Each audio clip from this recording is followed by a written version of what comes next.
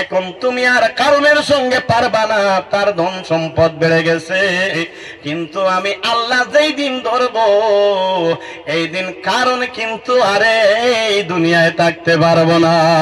বলেন আল্লাহু আকবার। ও বন্ধুগণ আমার, কারণকে এমন ভাবে আল্লাহ ধরলেন, কারণকে বললেন খুজিহি, মানে মুসার সঙ্গে অগণিত যুদ্ধ আরম্ভ করে দিল, কারণকে মাটি ধরলো। আল্লাহ রাব্বুল আলামিন বললেন কারণের যত ধন সম্পদ আছে এই ধন সম্পদ গুলা কিয়ামত পর্যন্ত কারণ এবং তার ধন মাটির নিচে দিয়ে যাইতে থাকবে। কিয়ামত পর্যন্ত কারণ মাটির নিচে দিয়া যাওয়া বন্ধ হবে না। বলেন আল্লাহু আকবার। বন্ধুরা আমার, আমরা যে আমাদের মধ্যে কিছু ধনী মানুষ আছে, তারা তাদের যাকাত কত হলো এটার চিন্তা করে না। কিছু পোষা টোষা শাড়ি নিয়ে আসলো, লুঙ্গি নিয়ে আসলো, মিডিয়ার মধ্যে দিয়ে বলল যে আমি হইলাম সবচেয়ে বড় দাতা। আল্লাহ রাব্বুল আলামিন বলেন তুমি এইভাবে দাতা হইলে হবে না, তুমি মানুষকে দেখানোর জন্য এই যাকাত তুমি দিতেছো, কিন্তু এই যাকাতের 1 টাকার দাম আমার কাছে নাই। বলেন আল্লাহু আকবার। লা ইলাহা ইল্লাল্লাহ, লা ইলাহা ইল্লাল্লাহ, লা ইলাহা ইল্লাল্লাহ, লা ইলাহা ইল্লাল্লাহ, লা ইলাহা ইল্লাল্লাহ, লা ইলাহা সবাই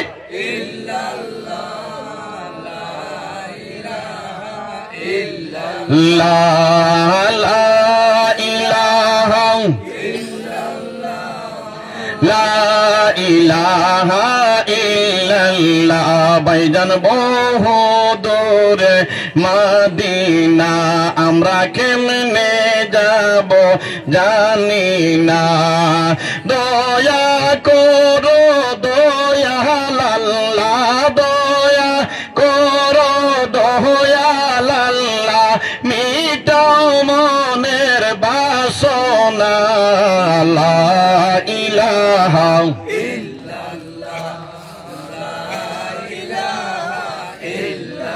লা ইলাহা ইল্লাল্লাহ, লা ইলাহা লা ইলাহা ইল্লাল্লাহ।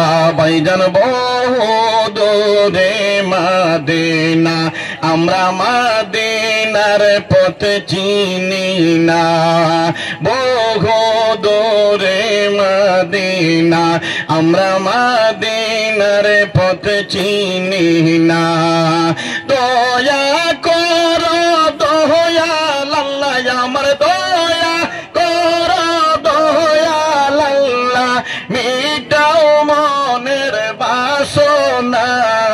লা ইলাহা ইল্লাল্লাহ, লা ইলাহা ইল্লাল্লাহ, লা ইলাহা ইল্লাল্লাহ, লা ইলাহা ইল্লাল্লাহ, লা ইলাহা ইল্লাল্লাহ। ওই সাগদাদ বেহেশত বানাইলো, মনের মতন সাজাইলো, সাগদাদ বেহেশত বানাইলো, মনের মতন সাজাইলো।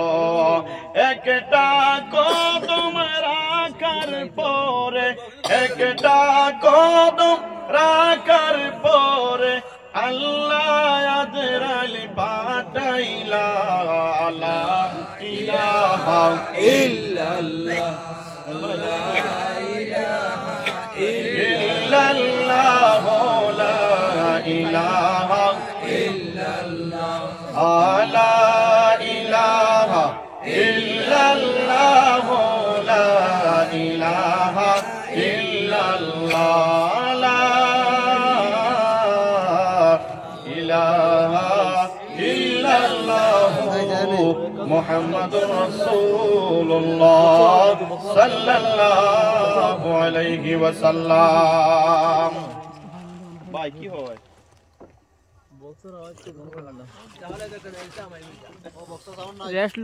বলেন আল্লাহু আকবার। তাইলে আমরা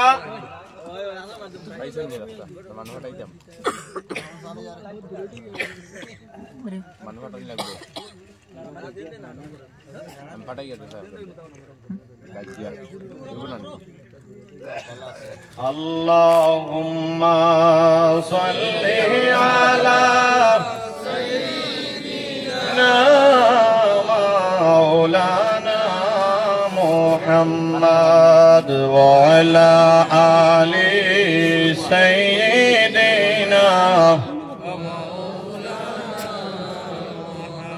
محمد اللهم صل على سيدنا مولانا محمد وعلى آل سيدنا مولانا محمد বলেন আল্লাহু আকবার।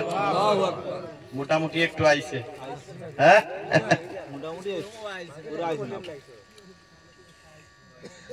আচ্ছা, তাইলে আমরা বুঝলাম যে ইবাদতের ক্ষেত্রে সবর থাকতে হবে। কি থাকতে হবে? আমি কয়টা সবরের কথা কয় জায়গায় বলেছিলাম? 3 জায়গা। বড়টা কি ভাই? এই ছোটটা তুলতেছেন আর বড়টা বন্ধু জারে না মেশিন ছোট আর বড় কিলা জারবো বড়টা জারতো না এটা জারো না মেশিন মেশিন পুরো আনলেন। তাইলে আমার এক জায়গা শেষ, মানে ইবাদতের ক্ষেত্রে সবর থাকতে হবে। কেউ আমার নামাজ দেখুক না দেখুক, আমার দিলের মধ্যে কি থাকতে হবে? আমার আল্লাহ দেখতেছেন। কে দেখতেছেন? আল্লাহ। সদকা করব, যাকাত দিব, দুনিয়ার কেউ দেখুক বা না দেখুক অসুবিধা নাই, আমার আল্লাহ যদি আমাকে দেখে, এটা হবে সবরওয়ালা ইবাদত। এটা কি হবে? এটা হবে সবরওয়ালা ইবাদত। 2 নম্বরে বলেছিলাম যে গুনাহ থেকে বাঁচার ক্ষেত্রে সবর থাকতে হবে। এক্সাম্পল, 2টা এক্সাম্পল আমি দেই। যেমন আপনি হঠাৎ এই হাওরের মধ্যে দিয়ে ছোট্ট রাস্তার মধ্যে হাঁটতেছেন, এমন সময় দেখলেন 4-5টা 1 লাখ টাকা মোটামুটি টাকার বান্ডিল পেয়ে গেছে। এরকম মিলে কি মিলে না? অনেক মানুষ এরকমই ধনী হয়। এই সময় তোমার মন যদি বলে যা এইগুলা নিয়ে যা, এইগুলা নিলে মোটামুটি আর গরিব থাকবে না, ধনী হয়ে যাবে একবারে। এই যে তোমার লোভ লালসা হয়ে গেল, এইটা থেকে বাঁচতে হলে যে সবর করতে হবে, এইটা হলো গুনাহ থেকে বাঁচার ক্ষেত্রে সবর। বলেন আল্লাহু আকবার। আবার রাস্তা দিয়ে হাঁটতেছেন, হঠাৎ করে তোমার চোখের সামনে বেগেনা একটা মহিলা পড়ে গেল। একবার পড়ে গেল, তোমার কোনো হবে না, গুনাহ হবে না। আবার যদি ভালো করে যদি তাকাও যে এইটা কার মেয়ে, একটু ভালো করে দেখি, এইটা হবে গুনাহ। এই গুনাহ থেকে বাঁচার ক্ষেত্রে যে সবর করবে, এটা হবে সবর। গুনাহ থেকে বাঁচার ক্ষেত্রে সবর। বলেন আল্লাহু আকবার। 2টা এক্সাম্পল দিলাম। এইরকম যত গুনাহ আছে, গুনাহ থেকে, গুনাহ যেই সময় তোমার চোখের সামনে পড়ে যাবে, এই সময় গুনাহ থেকে তোমার বাঁচতে হবে। হ্যাঁ, 3 নম্বর হলো মুসিবতের ক্ষেত্রে সবর। 2টার মধ্যে তো বুঝার মধ্যে কোনো গন্ডগোল হয় নাই। একটা হলো ইবাদতের ক্ষেত্রে সবর, দুনিয়ার মানুষ দেখুক না দেখুক আল্লাহ দেখতেছে। 2 নম্বর হলো যার দন হোক তার দন, এটা আমার নয়। আমি যেটা আমার শরীর দিয়ে রোজগার করব, ইনকাম করব, এটা হবে আমার। অন্যের দন থেকে লোভ মুক্ত হওয়া, এটা হবে গুনাহ থেকে বাঁচার সবর। বলেন আল্লাহু আকবার। এখন হলো 3 নম্বর। 3 নম্বর হলো মুসিবতের ক্ষেত্রে সবর ধারণ করতে হবে। যেমন এই যে আপনাদের এদিকে তো বেশি ক্ষতি হয়, পানি দেওয়ার পরে ধান ক্ষেত হয়, এখানের মধ্যে তো ধান ক্ষেত হয়েছে। দানের মধ্যে কিছু সময় মরকি আসে কি আসে না? গ্রামের ভাষায় একটা বলে যে মরকি আইছে, কয় কি হয় না মানুষ? আচ্ছা, সবার দান কিন্তু ভালো, তোমার গানের মধ্যে খাটটা এসে নিয়ে গেল, এই সময় যদি বলো যে আল্লাহ তো সবার আর খারোটা দেখলো না, শুধু আমারটা দেখলো, আমারটা নিয়ে গেল, এটা একটা মুসিবত না? এটা হলো একটা মুসিবত। এই সময় যদি তুমি সবর করতে পারো, বলে এই জায়গাটা তো দিয়েছেন আমাকে আমার আল্লাহ। কে দিয়েছেন?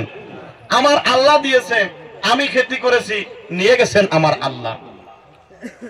বন্ধুগণ আমার, দেখেন কত বড় মুসিবতের মধ্যে পড়েছিলেন হযরতে আইয়ুব।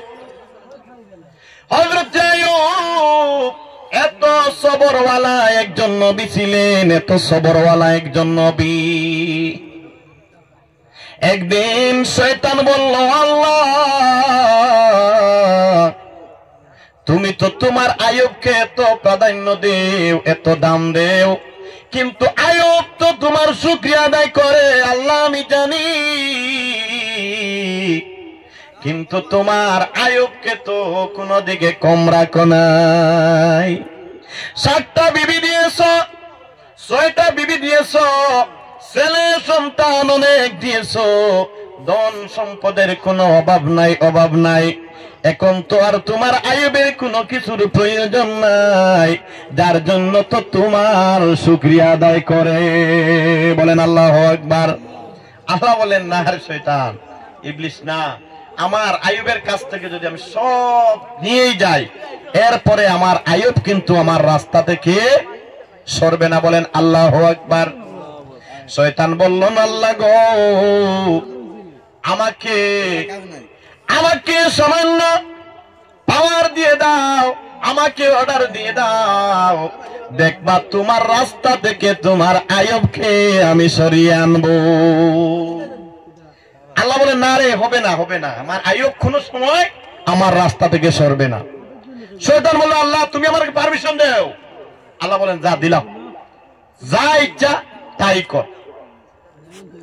সর্বপ্রথম হযরতে আইয়ুব আলাইহিস সালাতু ওয়াস সালামের ধন সম্পদ সব গায়েব করে ফেলল, কোন ধন সম্পদ নাই, একদম ফকিরের অবস্থা হয়ে গেল।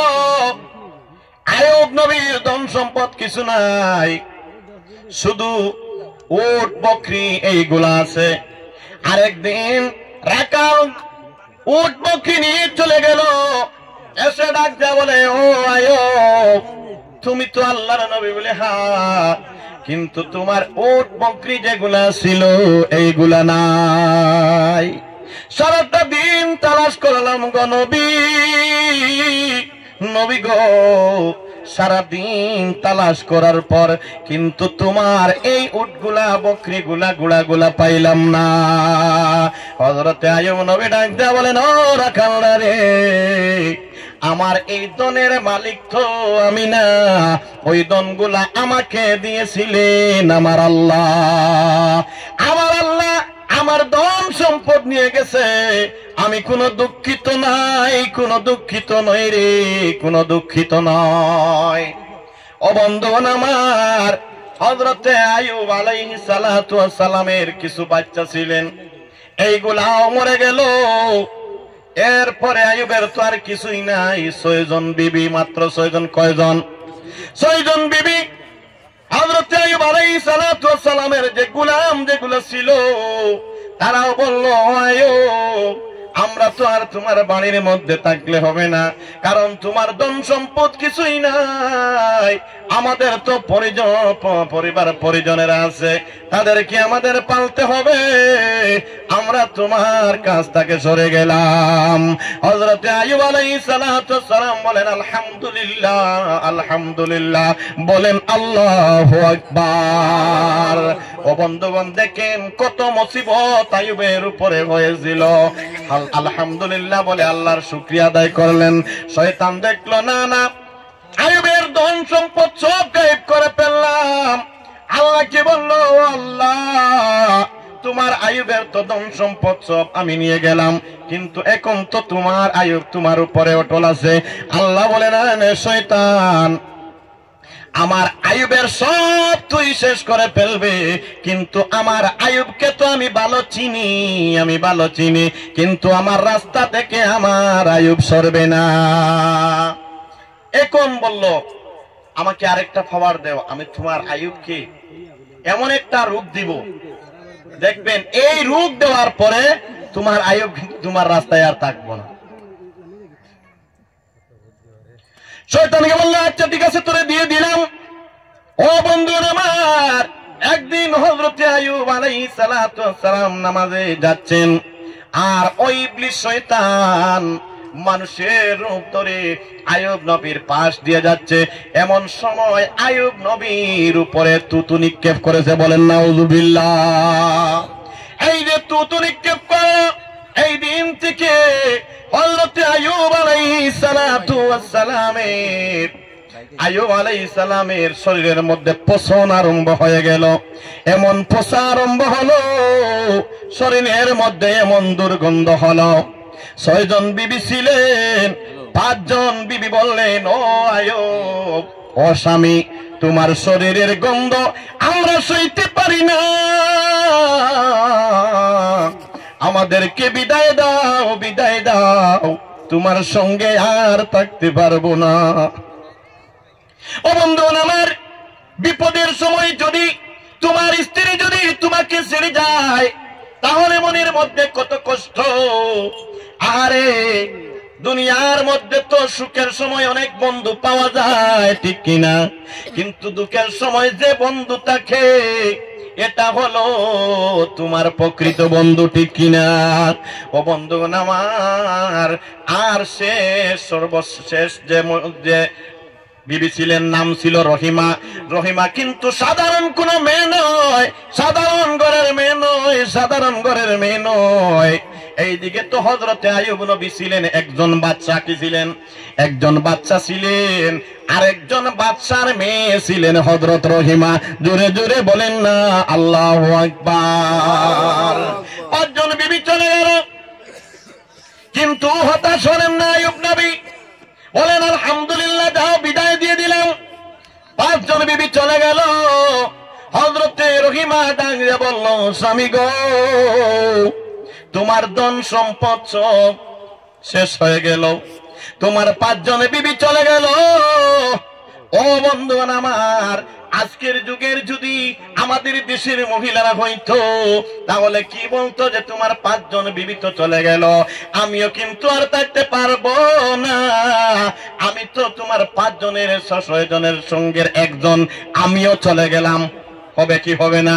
কিন্তু রহিমা ডাক দেয়া বলে, স্বামী গো, দুনিয়ার মানুষ, দুনিয়ার মহিলা যদি তোমার বিবি হতো, দুনিয়ার সকল মহিলা যদি তোমাকে ছেড়ে যেত গো স্বামী, কিন্তু আমি রহিমা তোমাকে ছেড়ে যাব না। ও বন্ধুগণ আমার, এখন তো বাড়ির মধ্যে কোনো মানুষ ঢুকতে পারে না, বাড়ির মধ্যে শুধু গন্ধ আর গন্ধ। আইয়ুব আলাইহিস সালাতু ওয়াস সালামের শরীর পচে গেছে, বাড়ির মধ্যে গন্ধ, কোনো মানুষ আসতে পারে না। এখন আর এই গন্ধটা বাড়ির মধ্যে থাকলো না, এই গন্ধটা সমস্ত গ্রামের মধ্যে ছড়িয়ে পড়ে গেল। গ্রামের মানুষ থাকতে পারে না, গ্রামের মানুষ রহিমাকে সংবাদ দিল, বলল, রহিমা আয় আয়, তোর সঙ্গে আমাদের একটা বৈঠক আছে। হযরতে রহিমা চলে গেলেন, গ্রামবাসীর সঙ্গে বৈঠক করলেন। গ্রামের মানুষ বললেন, রহিমা রে, তুমি তোমার স্বামীকে নিয়ে আমাদের গ্রাম থেকে চলে যাও। ও বন্ধু আমার, এই সময় কিন্তু আইয়ুব নবীর এমন অবস্থা হয়ে গেছে, হযরত আইয়ুব নবী শুধু বসা অবস্থায় থাকেন, শুইতে পারেন না, শরীরের মধ্যে ব্যথা, হাঁটতে পারেন না, পাও পচে গেছে, পায়ের মধ্যে ব্যথা। ও বন্ধুগণ আমার, কিতাবের মধ্যে এসেছে হযরতে রহিমা হযরত আইয়ুব আলাইহিস সালাতু ওয়াস সালামকে একজন বাচ্চার মেয়ে হয়ে হযরত রহিমা স্বামীকে কাঁধের মধ্যে করে দূর দেশে চলে গেলেন। অনেক রাস্তা অতিক্রম করে এই রাজ্য ছেড়ে চলে গেলেন। একটা মরুভূমি জায়গার মধ্যে একটা গাছের নিচে আশ্রয় নিলেন। এই গাছের নিচে নিয়ে রেখে দিলেন, আর বললেন, স্বামী গো, ও স্বামী, এখন আমরা কি খাবো? আমাদের কি হবে? হযরতে আইয়ুব নবী বললেন, রহিমারে, সবর করো, সবর করো, সবর করো, সবর করো। বলেন আল্লাহু আকবার। ও বন্ধুরা আমার, রহিমা পার থেকে মরুভূমি থেকে গ্রাম অঞ্চলে চলে যান একজন বাদশার মেয়ে হয়ে। মানুষের বাড়ি বাড়ি কাজ করে, বাড়ি বাড়ি কাজ করে, কিন্তু দেখতেছেন কে? আল্লাহ দেখতেছেন, আর চক্রান্ত করতেছে এই ইবলিস শয়তান। ও বন্ধুরা আমার, একদিন রহিমা কাজের মধ্যে বের হয়ে গেলেন। ও বন্ধুরা আমার, ওই শয়তান গ্রামের সকল মানুষকে বলে দিল, তোমাদের গ্রামে যে একটা মহিলা কাজের মধ্যে আসে, ওই মহিলার মুখ বন্ধ থাকে, তোমরা তো ওই মহিলাকে চিনতে পারো না। ওই মহিলার স্বামীটা এমন একটা রোগে আক্রান্ত হয়েছে, ওই মহিলা গ্রামের মধ্যে ঢুকে গেলে তোমাদের গ্রামের মধ্যে এই ভাইরাসটা ছড়িয়ে পড়বে। তোমরা ওই মহিলাকে তোমাদের গ্রামে আসতে দিবা না, গ্রামে আসতে দিবা না, গ্রামে আসতে দিবা না। ও বন্ধুগণ আমার, এই যে একটা কুমন্ত্রণা দিল ইবলিস শয়তান। পরের দিন হযরতে রহিমা গ্রামের মধ্যে চলে গেলেন রে ভাই কাজের জন্য। স্বামীকে খাবার দিবে, নিজে খাইবে। মানুষ যদি বেঁচে থাকে তাহলে মানুষের খাওয়ার দরকার আছে কিনা? মানুষ গরিব হোক, ধনী হোক, অলি হোক, ফকির হোক, কিন্তু মানুষের খাওয়ার প্রয়োজন আছে। ও বন্ধুগণ আমার, ওই রহিমাকে গ্রামের মানুষ লাঠি দিয়ে তাড়িয়ে দিল। বলল, তোমাকে আজকে আমরা চিনে ফেলেছি, তুমি হইলায় আইয়ুবের ছোট স্ত্রী। তোমার আইয়ুবের কাছে তুমি থাকো, এই ভাইরাসটা যদি আমাদের কাছে আসে আমরা গ্রামবাসী মারা যাব। না না, তুমি আজ থেকে আমাদের গ্রামে আর আসবা না। যদি আমাদের গ্রামে আসো তাহলে তোমাকে একদম শেষ করে দিব। ও বন্ধুগণ আমার, হযরতে রহিমা অন্য গ্রামের মধ্যে চলে গেলেন। এইভাবে সেই গ্রামের মধ্যে যায়, রহিমাকে কোনো মানুষ জায়গা দেয় না। ও বন্ধুরা আমার, 2-3 দিন চলে গেল, কোনো কাজ নাই। রহিমা একদিন ফিরতেছে, মনের মধ্যে বড় কষ্ট। আরে আমার স্বামীটা বড় দুর্বল, একদম সুটকির মতো হয়ে গেছে, গায়ের মধ্যে গোশত বলতে নাই। আজকে আমার স্বামীটাকে আমি কি খাবার দিব, আমি কি খাইব? ও বন্ধুগণ আমার, মনের দুঃখে রহিমা আসতেছেন। এই যে শয়তান, এই শয়তানটা করলো কি? রহিমার সামনে পড়ে গেল। ও বন্ধুগণ আমার, রহিমাকে বলল, রহিমা রে, তোমার তো 3-4 দিন হয়ে গেছে, কোনো কাজ নাই। বলে না, বলে একটা কাজ করো, আমি তোমাকে কিছু টাকা পয়সা দিব। তোমার মাথা থেকে যদি এক গুছি চুল আমাকে দিতে পারো, আমি তোমাকে কিছু টাকা দিয়ে দিব। ও বন্ধুগণ আমার, রহিমা দেখলেন, আরে আমার স্বামীটা তো না খেয়ে মারা যাবে। হযরতে রহিমা কিছু চুল দিয়ে দিলেন, কিন্তু সে তো শয়তান। রহিমা বাড়ির মধ্যে আসার আগে সে বাড়ির মধ্যে চলে আসলো, এসে বলল, হে আইয়ুব, দেখো দেখো, তোমার রহিমার কালচার ভালো নয়। তোমার রহিমা তো একজন চোর মানুষ। তোমার রহিমাকে গ্রামের মানুষ চুরির মধ্যে ধরে মাথার চুল কেটে দিয়েছে। ও বন্ধুগণ আমার, রহিমা চলে আসলেন। হযরত আইয়ুব রহিমার সঙ্গে কোনো কথা বলেন না। রহিমা বলেন, স্বামী গো, ও স্বামী, আজকে কেন আমার সঙ্গে কথা বলো না, কেন কথা বলো না? ও বন্ধুগণ আমার, হযরতে আইয়ুব কোনো কথা বলে না। হযরতে আইয়ুব বলেন, স্ত্রী রে, আমি বড় বিশ্বাস করতাম, কিন্তু আজকে তুমি যে চুরির মধ্যে ঢুকে গেলা, না না, আমি তোমার এই যে খাবার এনেছো এটা আমি খাইব না। ও বন্ধুগণ আমার, হযরতে জিবরাইল আলাইহিস সালাতু ওয়াস সালামকে আল্লাহ বলে দিলেন, জিবরাইল যাও, তুমি গিয়ে আমার বন্ধু আইয়ুবকে বলে দেও এটা আর কেউ নয়, এটা শয়তান। হযরতে আইয়ুব যেন রহিমা যা কিছু এনেছে এইগুলা তার জন্য হালাল, সেজন্য ভক্ষণ করে। ও বন্ধুগণ আমার, হযরতে আইয়ুব আলাইহিস সালাতু ওয়াস সালাম ভক্ষণ করে নিলেন, কিন্তু রোগ তো ভালো হয় না, রোগ তো ভালো হয় না। ও বন্ধুগণ আমার, কিতাবের মধ্যে এসেছে, কোরআনে কারীমের মধ্যে এসেছে, হাদিসের মধ্যেও এসেছে, অনেক জায়গায় এসেছে। বন্ধুগণ আমার, হযরতে আইয়ুব আলাইহিস সালাতু ওয়াস সালামের শরীরের মধ্যে এমন কোন জিনিস নাই, যে একটা এমন কোন মাংস নাই যে একটা পোকা এই মাংসটা খাবে। ও বন্ধুগণ আমার, একদিন হযরতে রহিমা আসলেন, এসে দেখেন একটা পোকা হযরতে আইয়ুব আলাইহিস সালাতু ওয়াস সালামের শরীর থেকে পড়ে গেছে। জোরে জোরে বলেন আল্লাহু আকবার। নাই এটার মধ্যে দিয়ে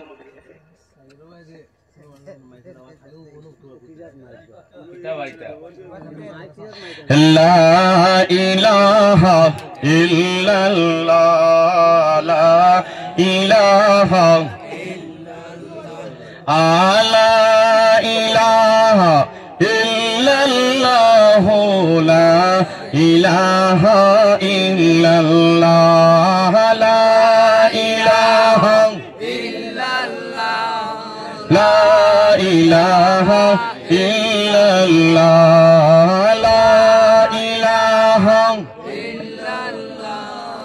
লা ইলাহা ইল্লাল্লাহ, লা ইলাহা ইল্লাল্লাহ মুহাম্মাদুর রাসূলুল্লাহ সাল্লাল্লাহু আলাইহি ওয়াসাল্লাম। নারে তাকবীর, নারে তাকবীর। হযরত মাওলানা ইনামুল হক সাহেব, আলহাজ হযরত মাওলানা ইনামুল হক সাহেব, আলহাজ হযরত মাওলানা ইনামুল হক সাহেব, নারে তাকবীর। প্রিন্সিপাল সোনাশা আলিয়া মাদ্রাসা সাবহল হযরত মাওলানা ইনামুল হক সাহেব উপস্থিত হয়ে গেছেন। আমরা এই মেহমানের পরে হযরত মাওলানা ইনামুল হক সাহেব বয়ান করবা। আপনারা যে দেখানো আছেন প্যান্ডেল তশরিফ লই আই যান।